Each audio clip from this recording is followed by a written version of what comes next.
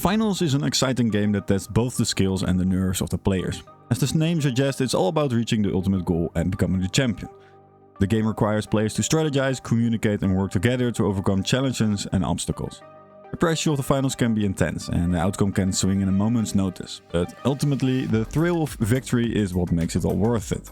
The finals is a game that can keep players engaged and on the edge of their seats until the very end. Little intro there, really enjoyed making that, but anyway, hello and welcome to this video. I hope you have a wonderful day. I wanted to share the information that is known about the builds and weapons currently available in the game. So, let's talk about what we know so far. Players can choose 3 builds, light, medium and heavy. There are 17 weapons in the current state of the game, according to my source. Here's a list of all the weapons in the game. Yep, that's all. Thanks for watching.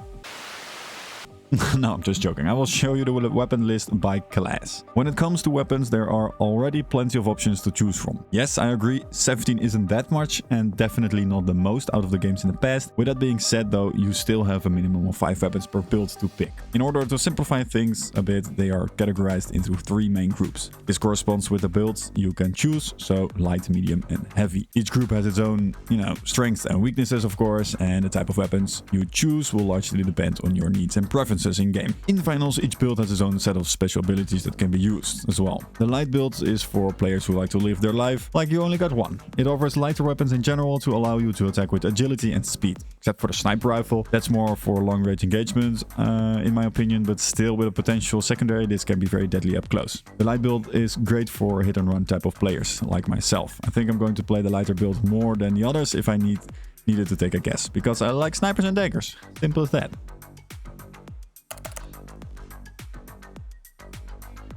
The weapons for the light class are as followed: a 30-06 sniper rifle, a sawed-off shotgun, a V9S, an M11, sword, LH1 and an assassin's dagger. We don't have any information about the damage output yet, but we have damage values for the weapons. I will add it to the screen for you. Enjoy! But I'm guessing that the light class got the most damage out of all 3, because of the fact that this build has significantly less HP, and judging by the gameplay I've seen, this is the case. Moving on to the medium build. The medium build kinda looks like your classic support player. The objective for this class is to protect and heal your teammates while also detecting enemies in your area. The weapons for the medium class are as followed. We have a pump action grenade launcher, a repeater, an AKM, 357 revolver and a riot shield. And including weapon damage values, yes. While the light build is made for people to hit and run and the medium class to support those ludicrous teammates, the heavy class will charge right into action. The following weapons are at your disposal: an M60 machine gun, a sledgehammer, a flamethrower, an SA-12-16, M32 grenade launcher. The objective of the heavy player is to secure the objective area, and I think you can look at the heavy class as a tank, high HP, lower damage, but great at stomping the enemy. With these abilities and specializations at your disposal, you'll be well equipped to take on the many challenges that the finals has to offer. Whether you prefer a stealthy approach or a more direct one, there's a gadget or ability that's perfect for your playstyle. I will not discuss all of them, but there are several that caught my attention. One specialization that can be particularly useful is the grappling hook. With this handy tool, you can quickly scale walls and other obstacles to gain a tactical advantage over your opponent. It can also be used to swing across large gaps, allowing you to quickly traverse the game's many levels. Besides that, we have a cloaking device. The cloaking device temporarily makes the player difficult to see when they are moving and completely invisible when motionless. After 12 seconds, the effect will be ended and a cooldown timer will start before it can be used again. This can be very interesting. Next up, we have an evasive dash. Evasive dash allows the player to quickly dash forward. This is used to dodge incoming fire, falling debris, or rush the enemies. Charge and slam is the next one. When activated, the player will charge forward, similar to the evasive dash. This can break through structures and cause heavy damage to enemies. When activated in air, the player will slam down. This can damage enemies and break through the floors and roofs of structures. And for every class, you got a bunch of gadgets to choose from as well. And you can pick several, 3 to be exact. Every build has their own list of gadgets, So far, these are the gadgets known and active in the beta. Correct me if I'm missing something here, but let's take a look. I won't go over all of them again, because you also know what a grenade does, alright? But some are standing out and are a bit interesting. Like the goo gun.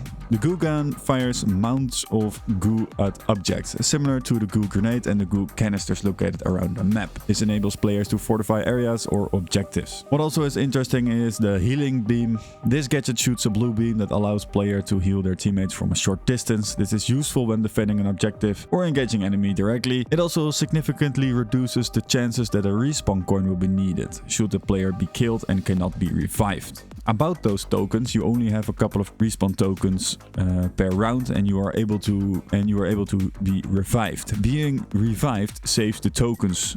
So for example, it's like you got 3 lives and your team is dead. Moving on, we have an APS turret. The APS turret is a portable turret. When placed, it will shoot down any projectiles that enter its vicinity. Well, that's clear as day. A dome shield. The dome shield is deployable 360 degrees semi-transparent shield that will block all incoming fire while active. This forces enemy to get close and enter the shield, giving players a potential advantage in combat. Dome shield, once placed, is not retrievable. The last one in my list for the gadgets is the zip line. Allows the players to quickly travel to upper levels of a structure quickly. It can be used to travel vertically or horizontally over structures. This makes the zip line a valuable tool to flank enemies or travel to objectives quickly. That's all about the specializations and the gadgets. There are a ton in the game, and it's no doubt they will add more and more down the line.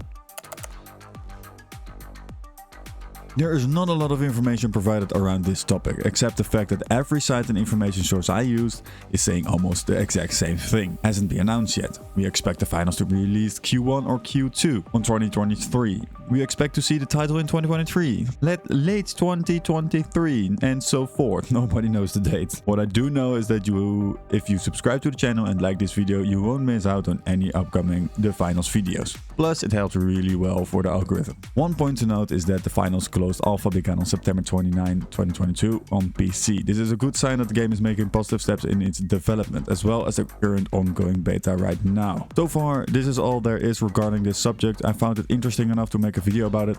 Also because I'm super hyped and I want to get rid of that energy in a good way, okay? I can't wait to finally play it, so it sucks big time I haven't got any key yet. For me, the game is covered in deep Battlefield DNA. No, not that Battlefield. Yes, that one. I'm a long-time Battlefield fan, and to see the developers make their own game feels great, and to me this is the love letter we all wanted. At least for me it is. Well, I hope. I haven't played it yet, of course, but we'll see. For now, we can only gasp and look at the gameplay for the fortunate people who got the key. Let me know your thoughts about the finals and if you are going to play it when it will be released. After all, it's free. What do you have to lose? Time? Come on. What else are you gonna do? Go outside? Thanks for watching. Bye-bye.